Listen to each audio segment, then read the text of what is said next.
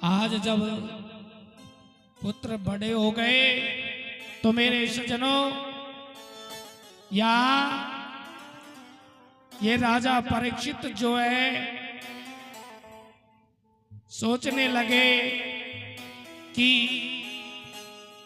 मैंने मेरे जीवन को ऐसे ही निकाल दिया,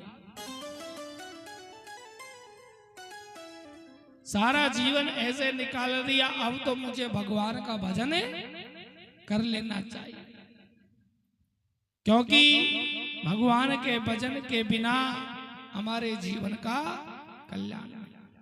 बोलो श्री कृष्ण भगवान की। क्योंकि सजनों, तन पवित्र सेवा किए, धन पवित्र करे दान, मन पवित्र हरि भजन सो होते त्रिविध कल्याण। देखिए, तन को पवित्र करना है, अगर हमको हमारा शरीर सही रखना है तो हमारा शरीर अच्छा खाने से, अच्छा पहनने से और उससे हमारा शरीर सही नहीं रहता। अगर हमको हमारा शरीर, हमारे इस तन को पवित्र रखना है तो इस शरीर से ज्यादा भगवान के कार्यों में हम जाके सेवा करें। भगवान के कार्यों में सेवा करनी चाहिए। कैसे? रोज 108 परिक्रमा लगाएं भगवान। या भागवत कथा हो रही है तो हमें भगवान के इस पांडाल में आके झाड़ू लगाएं, सफाई करें। क्योंकि देखो, हम अपने घर में तो सभी झाड़ू लगाते हैं, सफाई करते हैं, लेकिन भगवान के दरबार में आके झाड़ू देवे, सफाई करें।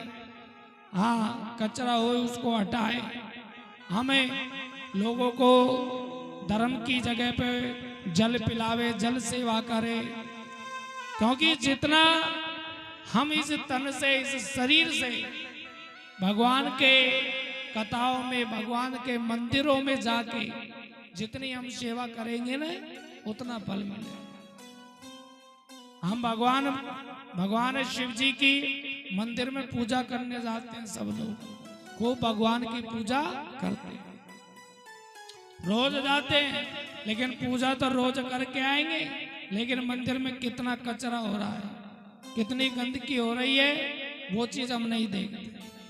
देखो, जब पूजा करने हम जाते हैं तो वो धर्म भी हमारा है कि हम उस मंदिर में जा रहे हैं तो हम उसमें सफाई, वो मंदिर साफ सुथरा रहे, अच्छा रहे और भगवान की कृपा बनी रहे। क्योंकि हम इस तन से जितनी सेवा कर सकते हैं उतना हमको करना चाहिए।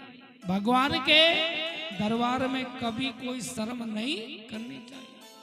ये नहीं कि भगवान के दरबार में हम झाड़ू लगाएंगे तो छोटे हो जाएंगे, भगवान के दरबार में किसी को जल पिलाएंगे तो छोटे हो जाएंगे, भगवान के मंदिर में जाके सफाई करेंगे तो छोटे हो जाएंगे। भगवान के दरबार में सेवा करने से व्यक्ति कभी छोटे नहीं, क्योंकि भगवान के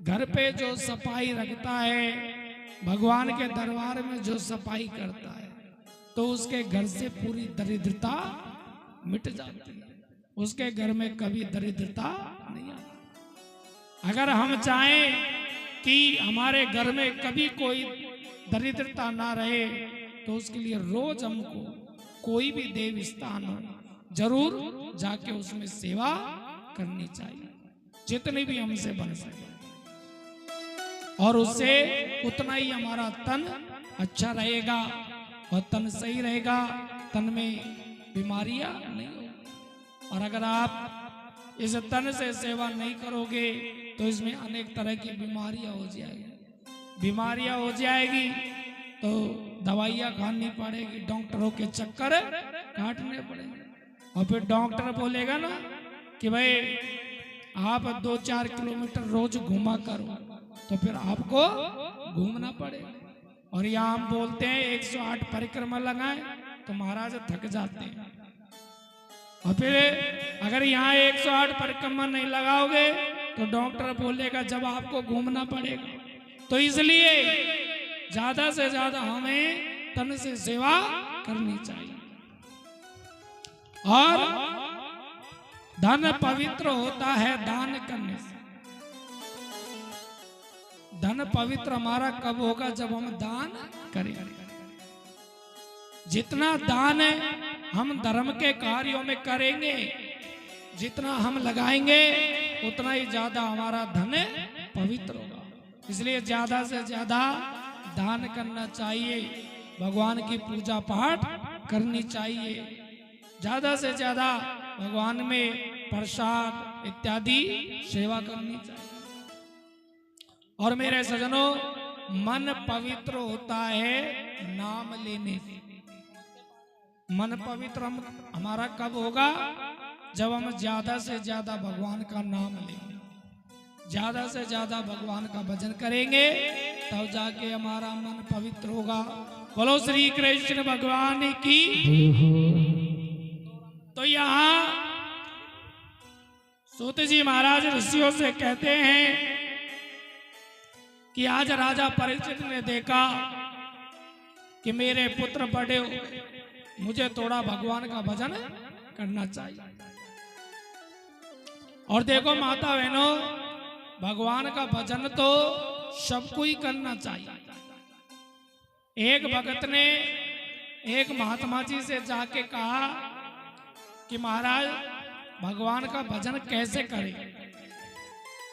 तो महात्मा जी बोले कि देखो भैया, भगवान का भजन करना है तो ऐसे करो, एक दिन में 24 घंटे होते, तो तुम ऐसे करो, दिन को 3 भागों में बांटो। अब 3 भागों में हम 24 को बांटते हैं तो कितने बचते हैं? 8। 8 घंटे तुम कमाओ, 8 घंटे सो, 8 घंटे भगवान का भजन कीजिए। तो भगत कहने लगा महाराज, कमाने के 8 घंटे सही है और 8 घंटे सोने के भी सही है, लेकिन 8 घंटे भजन के ये जो बता रहे हो ना, ये तो बहुत ज्यादा है। तो महात्मा जी बोले भैया अगर ज्यादा है तो 4 भागों में तुम ऐसे करो, 6 घंटे कमाओ, 6 घंटे सो, 6 घंटे मनोरंजन करो, 6 घंटे भगवान का भजन करो। बोले महाराज कमाने के 8 घंटे कम थे, अब तो आपने 2 घंटे और कम कर दिए। सोना तो जैसे तैसे हो जाएगा, मनोरंजन भी हो जाएगा, लेकिन ये 6 घंटे है ना, ये अब भी ज्यादा है भजन के। तो बोले भैया अगर 6 घंटे अब भी ज्यादा है तो तुम ऐसे करो, 21 घंटे कुछ भी करो और 3 घंटे ईमानदारी से भगवान के लिए निकाल लो। जिसने 24 घंटे में 3 घंटे ईमानदारी से जो भगवान की कथा के लिए निकाल लेता है, उसको 24 घंटे में कभी कोई संकट नहीं आता, उसके ऊपर भगवान की कृपा हो जाती है। बोलो कृष्ण भगवान की देवो। लेकिन भक्तों आजकल तो 3 घंटे तो क्या, 3 मिनट भी सच्चे मन से नहीं। हम लोग देखते हैं कि लोग जब भगवान के मंदिर में जाते हैं ना दर्शन करने के लिए, तो जूते चप्पलों को उतार के अंदर मंदिर में जाते हैं और मंदिर में जाके और हाथ जोड़ लेते हैं और भगवान से प्रार्थना करते हैं क्या, त्वमेव माता च पिता त्वमेव। फिर मुख घुमाकर जूते चप्पलों की ओर देखते हैं और कहते हैं त्वमेव बंधो च सखा त्वमेव, त्वमेव विद्या द्रविणम त्वमेव, त्वमेव सर्वम मम देव देव। प्रार्थना तो भगवान की तरफ हाथ जोड़ के कर रहे हैं और मुंह घुमा के देख रहे हैं जूते चप्पल। कि मेरे महंगे वाले जूते चप्पल है, कहीं कोई इनको ले नहीं जाए, कोई फेरने नहीं जाए, तो जूते चप्पलन की ओर देख रहे और भगवान से प्रार्थना। तो ऐसा भजन करने से, ऐसी भक्ति करने से, ऐसा नाम लेने से कोई फायदा नहीं होता है जिसमें हमारा ध्यान एकाग्र नहीं हो। तो यहां राजा परीक्षित जो है भगवान का भजन करते। अब तो यहां आज राजा परीक्षित जो है अपने पूर्वजों के स्थान पे पहुंचे एक दिन दर्शन करने के लिए। तो अपने पूर्वजों के दर्शन किए, उनके दर्शन करके अपने राजमहल को आ रहे थे। तो राजमहल को जब आ रहे तो देखा कि भक्तों राजा परीक्षित ने एक दृश्य देखा, एक गाय रुदन कर रही थी। एक बैल देखा आगे जिसके 4 पैर थे, 3 पैर तोड़े हुए थे। थोड़ी दूर पे नजर करके देखा तो एक काला पुरुष था, बहुत लंबा तगड़ा पुरुष था, काले काले कपड़े पहने, हाथ में नंगी तलवार ले रखी। तुम्हारा क्या नाम? तो वह गाय कहने लगी कि राजन, मेरा नाम गौरूपी पृथ्वी है। बोले पृथ्वी माता तुम क्यों रोती हो? बोले राजन मैं क्या बताऊं, हम लोग पुण्य भी इस पृथ्वी पे करते हैं और पाप भी इस पृथ्वी पे करते हैं। जब इस पृथ्वी पे पुण्य होता है तो मेरे को बहुत प्रसन्नता होती है, लेकिन आज पाप इतना बढ़ गया कि इसे देख करके मैं रोती हूं। तो राजा परीक्षित ने माता पृथ्वी को समझा, उसको सांत्वना दी। आगे उस बैल के पास पहुंचे, उससे पूछा तुम्हारा दुख क्या है, किसने तुम्हारे 3 पैर तोड़े, क्या नाम है तुम्हारा? तो वो बैल कहने लगा कि राजन मेरा नाम है धर्म, और धर्म के 4 पैर होते हैं, सोच, दान और पवित्र। लेकिन इस धर्म के 3 पैर तोड़ दिए, केवल 1 पैर बचा, वो है दान। 3 पैर टूट चुके हैं इस धर्म के। तब देखो पहले 8-8, 10-10 घंटे कथा होती थी, तो लोग 8-10 घंटे एक जगह बैठ के भगवान की कथा सुन लेते थे, कहीं नहीं जाते थे। और आज 3-4 घंटे कथा होती है ना, तो उसमें भी 2-4 बार खड़े होके जाएंगे आएंगे। 3-4 घंटे भी एक जगह बैठ के कथा नहीं सुन, तब की शक्ति खत्म हो गई। सोच बदल गई। भगवान की कथा हो रही है तो सुनने लोग नहीं जाएंगे, कोई लड़ाई झगड़ा हो जाएगा तो उसको देखने चले जाएंगे। सोच बदल गई। तब सोच पवित्र। पहले घर में पवित्रता रहती थी, लोग शुद्ध सात्विक भोजन करते थे। ऐसा शुद्ध सात्विक भोजन करते थे कि लोग लहसुन प्याज भी नहीं खाते। और आज लहसुन प्याज के बिना तो सब्जी बनती। और आजकल तो लोग घर में idli, chowmein, dosa, pizza, burger, ऐसा भोजन लोग करते हैं। तो यहाँ पहले घर में पवित्रता थी, शुद्ध सात्विक दाल रोटी भोजन। तो आज लोग घर में ज्यादा बनाते, बाहर से ज्यादा खाते हैं। हाँ, केवल 1 पैर बचा है, वो है दान। हम ये जो दान करते हैं उसी से ये धर्म टिका है। अब ये धर्म अपन है। तो राजा परीक्षित ने आज इस धर्म को सहारा दिया और इसको चलाया, गिनने नहीं दिया। आगे पहुंचे तो उस काले पुरुष से पूछे भाई तुम कौन? तो वो कहने लगा मेरा नाम है कलयुग। बोले तुम यहाँ क्या कर रहे हो, जाओ यहाँ से। बोले राजन मैं कहाँ जाऊंगा, ऐसी कौन सी जगह जहाँ आपका राज्य नहीं, कहीं भी चला गया तो आपके राज्य से बाहर नहीं जा सकता। तो वो कलयुग राजा के चरणों में गिर पड़ा।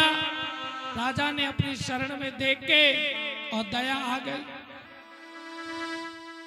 और कलयुग को रहने के लिए 4 जगह स्थान। पहला स्थान दिया कलयुग को जुए में, क्योंकि जुआ बिना छल कपट झूठ के बिना जुआ नहीं खेला जाता, और जहां छल कपट झूठ है वहां कलयुग का निवास। दूसरा स्थान दिया पर स्त्री गमन में, जो पराई स्त्री का संग करता है उसमें भी कलयुग का। तीसरा स्थान दिया कलयुग को जीव हिंसा में, जो जीवों को मारता है, मांसाहारी भोजन करता है, उसके अंदर भी कलयुग का निवास। और चौथा स्थान दिया मदिरा में, जो मदिरा पान करता है, जो शराब का ठेका होता है, उसमें भी कलयुग का निवास। कलयुग कहने लगा कि महाराज आपने सारी जगह बुरी बता दी, कोई एक जगह तो अच्छी बताओ। तो 5वां स्थान कलयुग को दिया। 5वां स्थान कलयुग को दिया है कहाँ? स्वर्ण में, सोने के अंदर। और कैसे सोने में कलयुग को? देखो सोना के अंदर भगवान का निवास और सोने के अंदर कलयुग का निवास। जो अधर्म से कमाया हुआ सोना है उसमें तो है कलयुग, और जो मेहनत से कमाया हुआ है उसमें भगवान का। अब तो कलयुग सोने के महलों में रहने लगा। एक दिन राजा परीक्षित की इच्छा होती है शिकार खेलने की। तो राजा परीक्षित ने अपने पूर्वजों के खजाने में प्रवेश किया, देखा क्या है, तो उसमें देखा कि बहुत कुछ रखा है। फिर देखा कि एक बहुत सुंदर सोने का मुकुट था। राजा परीक्षित की इच्छा हुई कि मैं इसे सिर पे पहन के और आज शिकार खेलने जाऊं। ये सोने का मुकुट जो था जानते हो किसका था? ये जरासंध का था, जो पापी था बड़ा। आज इस सोने के मुकुट को सिर पे धारण करके और राजा परीक्षित शिकार खेलने गए। तो कलयुग ने देखा इससे अच्छा समय कम मिलेगा राजा को असर दिखाने का। तो कलयुग ने सूक्ष्म रूप लिया और राजा परीक्षित के सर के ऊपर सोने के मुकुट में प्रवेश कर गए। अब तो राजा परीक्षित शिकार खेलने गए, कोई शिकार नहीं मिला परीक्षित को। तो जल की प्यास लगी, जल की प्यास में जल इधर उधर ढूंढने लगे। ढूंढते ढूंढते एक आश्रम में आए। तो आश्रम में देखा कि एक महात्मा जी जिनका नाम था समिक महाराज, जो समाधि लगा के बैठे थे। राजा परीक्षित ने प्रणाम किया, नहीं बोले। जलपान के लिए कहा तो भी नहीं बोले। महाराज तो समाधि लगा के बैठे। तो राजा परीक्षित के ऊपर जो कलयुग था वो राजा की बुद्धि को भ्रमित करने लगा और राजा के मन में अभिमान हो गया, क्रोध आ गया कि मेरे जैसा इतना बड़ा राजा चल के इन महात्मा के आश्रम में आया, ना मुझे बैठने को कहा, ना जल पीने के लिए पूछा, और मुझे देख के अपनी आंख, ये तो जरूर कोई पाखंडी शब्द है। तो राजा ने देखा कि आश्रम की सीढ़ियों पे एक तक्षक सर्प मरा पड़ा था। उस सर्प को उठाया और अपने धनुष के बाण से उस सर्प को उठा करके और ऋषि के गले में डाला, और ऋषि के गले में डाल करके राजा परीक्षित राजमहल आ गए। ऋषि के पुत्र को मालूम चला कि मेरे पिता के गले में राजा ने मारा सर्प डाला, तो ऋषि के पुत्र ने नदी का जल अंजलि में लेके राजा परीक्षित को श्राप दे दिया कि जो सर्प तुमने मेरे पिता के गले में डाला, वही सर्प आज के 7वें दिन जीवित होकर तुम्हें डसेगा, जिसके डसने से तुम्हारी मृत्यु हो जाएगी। अब तो सज्जनों, राजा परीक्षित जैसे ही राजमहल गए, सोने के मुकुट को हटाया, तो मेरे सज्जनों, सोने के मुकुट को जैसे ही हटाया तो कलयुग सिर से हट गया। पश्चाताप करने लगा कि मुझसे ये कैसा पाप बन गया, जो मैं एक ऋषि के गले में मरा सर्प डाल दिया। ऋषि को मालूम चला मेरे पुत्र ने राजा को श्राप दे दिया, तो ऋषि ने अपने शिष्यों को भेजा कि जाओ और तुम राजा से कहो कि तुम्हारा जीवन 7 दिन का है, इसलिए तुम अपनी मुक्ति का उपाय ढूंढो। आज जब राजा परीक्षित को मालूम चला कि मेरा जीवन केवल 7 दिन का है, तो राजा परीक्षित का राजपाट, पुत्र पौत्रादि सबसे मन हट गया और सब कुछ छोड़ के गंगा नदी के किनारे आके भगवान का भजन करने लगे। आज सभी ऋषि मुनि, सभी प्रजा आकर के राजा के पास एकत्रित हो गए। तो राजा परीक्षित बड़े बड़े ऋषि महात्माओं से हाथ जोड़ के निवेदन करते हैं कि मेरे को कोई ऐसा साधन बताओ जिससे मुझे मुक्ति मिल जाए, मेरा कल्याण हो जाए। तो सभी ऋषि मुनि कहते हैं, राजन, तुम्हारा कल्याण करने के लिए तुम्हें मुक्ति दिलाने वाले केवल एक ही है, और वो है वेद व्यास जी महाराज के पुत्र श्री सुखदेव जी महाराज। आज जब सुखदेव जी महाराज को मालूम चला कि राजा परीक्षित को 7 दिन में मृत्यु का श्राप मिला है और मेरे को उन्हें मुक्ति दिलाना, तो आज सुखदेव जी महाराज आते हैं। और जैसे सुखदेव जी महाराज आए सभा में, तो राजा परीक्षित, सारे ऋषि महात्मा सब खड़े होकर और सुखदेव जी महाराज का पूजन करते हैं और इनका आशीर्वाद लेते हैं।